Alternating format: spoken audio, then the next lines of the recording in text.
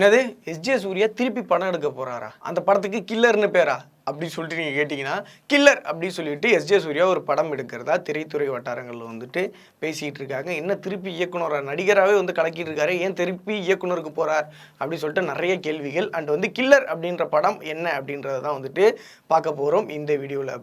அது வந்து இப்போ வந்து பார்த்தீங்கன்னா எஸ்ஜே சூர்யாவோட ஃபேனாக நீங்கள் இந்த வீடியோ வந்து மிகப்பெரிய ஒரு ட்ரீட் வீடியோவாக உங்களுக்கு இருக்கும். ஃபஸ்ட்டு எடுத்தோன்னா வந்துட்டு இப்போ ஒரு டைலாக் எஸ்ஜே சூர்யாவோட டைலாக் வந்துட்டு பயங்கரமாக வந்து ட்ரெண்ட் ஆகிட்டு இருக்கு. என்ன கேட்டிங்கன்னா, சிலுக்கா அப்படின்னு சொல்லிட்டு அந்த டைலாக் வந்துட்டு இருக்கா இல்லையா இருக்கு இல்லை அப்படி சொல்லிட்டு பேசுவார். ஸோ அந்த மாதிரி வந்து பார்த்தீங்கன்னா எஸ்ஜே சூர்யா அப்படின்னு சொல்லிட்டாலே தனி ஸ்டைல் வந்து தனி கேட்டகரியில் வந்து நடிப்பில் வந்து எழுதி வச்சுக்கலாம். ஸோ ஃபஸ்ட்டு எடுத்தோன்னே இவர் ஆரம்ப காலகட்டத்தில் வந்து அஜித் அண்ட் விஜய் 2 பேரையும் வச்சு இயக்குனராக வந்து படம் எடுத்து அந்த படம் மிகப்பெரிய வந்துட்டு ஒரு ஹிட் படமாக அமைஞ்சிச்சு. ஹிட் படமாக அமைஞ்சதுக்கு அப்புறமா இவர் என்ன பண்ணார்னா, இவரே வந்துட்டு படத்தில் வந்துட்டு மியூசிக் பண்ணுறது, இவரே வந்துட்டு படத்தை தயாரிக்கிறது, படத்தை வந்து வெளியிடுறது, இவரே ஹீரோவாக நடிக்கிறது அப்படி சொல்லிட்டு நிறைய படங்கள் வந்து நடித்தார். அந்த படங்கள் வந்து பெரும்பாலும் வந்துட்டு ஃபினான்ஷியலாக வெற்றி பெறலை அப்படின்றது தான் நிதர்சனமான உண்மை. இதனால் பயங்கரமாக வந்துட்டு சம்பாரித்த காசெல்லாம் இழந்து ஒரு பக்கத்தில் இருந்துட்டு இருந்தார்.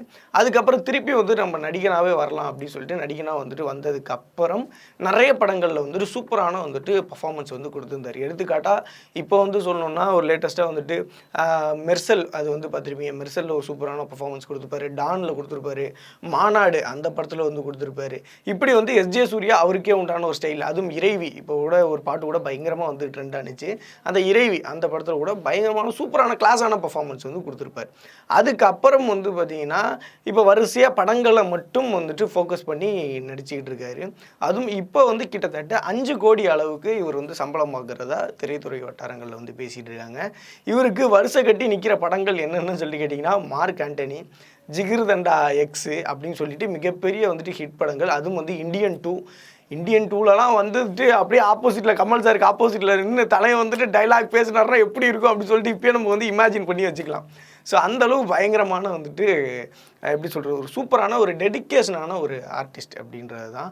அதுவும் தலைவரே தலைவரே தலைவரே தலைவரே அந்த ஒரு டைலாகே போதும் நம்ம எஸ்ஜே சூர்யாவுக்கு சொல்ல வேணாம், அடித்து தேட்டரே விசில் அடிக்கிற அளவுக்கு பிச்சு படலை போகல.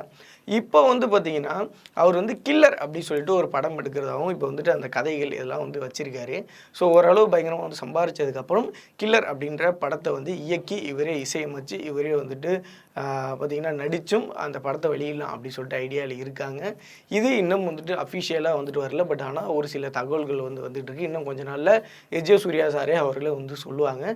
பட் ஆனால் நடிக்கிறதுல பயங்கரமாக பிஸியாக இருக்கிறதுனால நடிப்பு அடுத்த கட்டம் எடுத்துகிட்டு போகலாம் அப்படின்றது தான் அவரோட மெயினான குறிக்கோளாக இருக்குது. அதுவும் வேறு லெவலில் மார்க் ஆண்டனியில் ஒரு சம்பவம் இருக்குப்பா, அதுவே வந்துட்டு மிகப்பெரிய ஒரு ட்ரீட்டு. அதுக்கப்புறம் ஜிகிர்தண்டாவில் வேறு ஒரு ட்ரீட் இருக்குது, இந்தியன் டூவில் வேறு இருக்குது. ஸோ இது எல்லாத்தையும் தாண்டி இவர் வந்து டைரக்ட் பண்ணலாமா இல்லை வந்து நடிகராகவே இருக்கலாமா அப்படின்னு சொல்லிட்டு நீங்கள் உங்கள் கருத்துக்களை சொல்லுங்கள்.